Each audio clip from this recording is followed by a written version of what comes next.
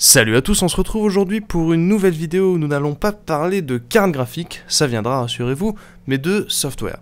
Et oui, AMD a sorti récemment une nouvelle version de ses pilotes ainsi que de ses logiciels, sobrement appelé Adrenaline. C'est inspiré en fait du nom d'une rose qui arbore un rouge plutôt proche de celui des cartes Radeon.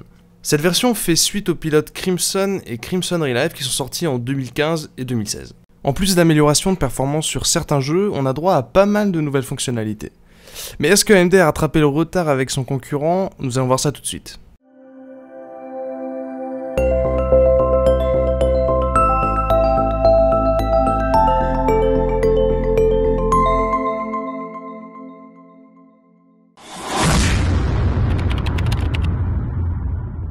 Cette vidéo vous est proposée en partenariat avec Rue du Commerce et AMD qui m'ont mis à disposition du matériel afin que je puisse réaliser cette vidéo.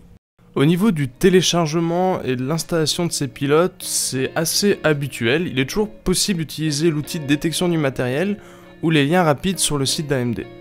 Dans l'ensemble, le processus de téléchargement et d'installation est très simple et il n'y a aucun souci à ce niveau-là. Une fois l'installation terminée, vous allez pouvoir accéder aux paramètres Radeon. Et on va commencer en douceur avec l'onglet Jeux où vous allez pouvoir ajuster les paramètres pour certains jeux en particulier ou alors des paramètres généraux pour l'ensemble des jeux. Dans ces paramètres généraux, on a tous les classiques, anti-crénelage, synchro vertical, etc. Vous allez aussi pouvoir définir un nombre d'FPS maximum pour tous les jeux, ce qui est bien pratique. Certains de ces paramètres peuvent aussi être ajustés directement en jeu avec l'overlay Radeon qui est accessible avec le raccourci clavier Alt plus R. On va passer maintenant à Relive. Alors Relive a été lancé il y a un an maintenant, mais il a grandement été amélioré avec cette mise à jour. Pour rappel, il permet de record, d'avoir une relecture instantanée ou encore de streamer en utilisant la carte graphique, ce qui permet de ne pas impacter le nombre d'FPS, ou au pire, très peu. On a accès à un bon paquet d'options via ce logiciel. Vous pourrez modifier les différents raccourcis clavier, vous pouvez aussi record le bureau. Au niveau du micro, vous pouvez régler évidemment le volume, mais vous pouvez aussi choisir de ne pas l'enregistrer, ou alors de l'enregistrer carrément dans une piste audio séparée, ce qui vous permettra de retoucher le volume de votre voix indépendamment de celui du jeu. Vous avez aussi la possibilité de streamer vers la majorité des plateformes sans paramétrage en connectant simplement votre compte. Relive peut même vous sauvegarder la diffusion en local et afficher votre webcam en superposition. On a donc finalement ici une bonne alternative à OBS ou XSplit pour du stream basique. L'avantage c'est qu'il y a vraiment peu de choses à paramétrer. Si jamais ça peut vous servir, sachez qu'il est même possible de record en H.265, ce qui sera pratique pour par exemple faire de la 4K sans avoir des fichiers qui sont hyper volumineux. L'overlay Relive est accessible avec Alt plus Z et vous permet rapidement de lancer un enregistrement, de streamer une zone, de faire une capture d'écran. Vous avez aussi quelques paramètres, par exemple si vous voulez ou non enregistrer le micro. Et vous pouvez aussi enregistrer uniquement une zone, donc comme ça vous pouvez enregistrer uniquement le logiciel qui vous intéresse. Si vous voulez vous faire une idée, je vous mets un petit comparatif de Relive en H.264 face à OBS utilisant le processeur.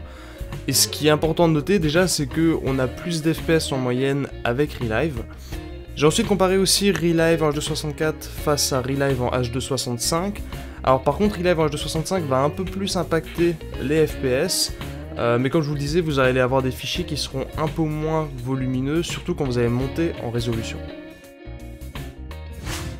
On va passer maintenant à une nouvelle fonctionnalité qui s'appelle Chill. Chill va vous permettre de réduire la consommation et la chauffe de votre carte en ajustant automatiquement le nombre d'FPS en fonction des mouvements qu'il y a en jeu.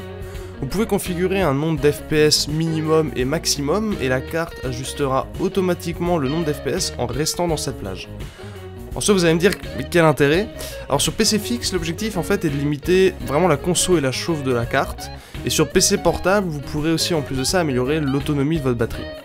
AMD annonce des baisses de consommation jusqu'à 60% avec une VGA 64, ce qui est assez impressionnant, et c'est pour ça que j'ai installé une VGA 64 sur ma table de bench pour voir un petit peu ce que ça donnait en réalité. J'ai commencé par effectuer des mesures de FPS, et on constate que quand Chill est désactivé, la carte va pousser au maximum pour avoir un nombre d'FPS qui sera finalement bien supérieur à la fréquence de rafraîchissement de l'écran, alors qu'une fois qu'on active Chill, il va déjà ne pas dépasser la valeur maximum paramétrée, Et la détection des mouvements marche étonnamment bien, et j'ai pas constaté de dégradation au niveau du confort du jeu. Ce qui est surtout surprenant, c'est que dès qu'on arrête de se déplacer, il va très rapidement descendre à 70 fps. Les mesures de consommation que j'ai faites avec GPU-Z sont vraiment encourageantes. On voit que quand Chill est activé, on a vraiment une baisse importante. Certes pas aussi importante que ce qu'annonce AMD, mais j'ai quand même pu atteindre 40% de baisse sur BF1. Évidemment, la baisse la plus importante est quand il y a peu de mouvement à l'écran. J'ai vérifié quand même avec le wattmètre la consommation globale du PC. Effectivement, c'est tout à fait cohérent avec ce que me sort GPU-Z. On a une baisse qui est très importante, surtout quand il y a peu de déplacement. Grâce à cela, on va avoir des températures plus faibles, évidemment, mais surtout le ventilateur va tourner beaucoup moins vite. Surtout dans le cas d'une Vega 64 qui est en blower fan, les nuisances sonores sont vraiment grandement réduites en activant le mode chill. Il est depuis longtemps possible d'overclocker sa carte graphique AMD sans utiliser le logiciel tiers. Mais on dispose maintenant d'un nouvel outil qui s'appelle Wattman et qui est vraiment super bien réalisé avec un bon paquet d'options à votre disposition.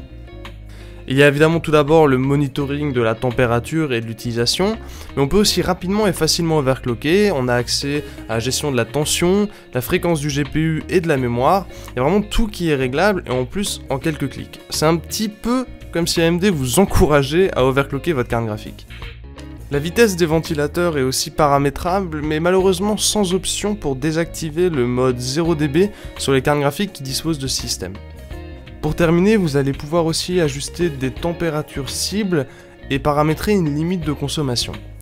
Ce que je trouve juste un peu dommage avec Wattman, c'est qu'ils sont un petit peu enfouis dans les paramètres, mais sinon ils remplacent très bien un logiciel comme Afterburner par exemple. On va terminer avec AMD Link, qui est une application Android ou iOS qui va vous permettre d'accéder à une partie des fonctionnalités des pilotes Adrenaline. Une fois l'application installée, vous allez avoir un petit assistant pour ajouter votre PC. C'est très simple, il suffit d'être sur le même réseau local et de scanner un petit QR code et vous êtes prêt à utiliser l'application. Vous avez dans un premier temps accès à du monitoring, donc vous pouvez voir l'utilisation de votre processeur, les différentes fréquences d'utilisation de votre carte graphique, mais aussi voir le nombre de FPS que vous avez, il va tout de suite vous donner une moyenne en plus, et voir la progression de ces utilisations dans le temps. Vous avez aussi accès directement aux différents enregistrements depuis votre téléphone, par exemple le replay instantané qui est d'ailleurs paramétrable, un enregistrement classique, vous pouvez lancer un stream ou encore faire des captures d'écran sans avoir à utiliser les différents raccourcis clavier. L'autre avantage, c'est que vous pouvez directement visualiser les différents enregistrements que vous avez faits et les partager sur des plateformes qui sont supportées. Pour une première application, c'est vraiment très bien réalisé. Le seul petit bug que j'ai rencontré, c'est qu'à chaque fois que je fermais l'application et que je la rouvrais, il n'arrivait pas à se souvenir de ma connexion avec le PC. Mais heureusement, en passant l'assistant de démarrage et en allant dans les paramètres, je pouvais rétablir la connexion. C'est éventuellement lié au fait que mon téléphone soit sur Android 8 ou la surcouche du fabricant, mais en soi, c'est pas hyper gênant. En conclusion, on est très loin des anciens pilotes Catalyst avec une interface très épurée. Il y a énormément d'options à votre disposition dont certaines sont un peu cachées. Ça va plaire à certains et peut-être faire fuir les utilisateurs moins avertis. Mais grâce à l'overlay et à l'application, on peut rapidement et facilement accéder aux principales options, ce qui compense largement.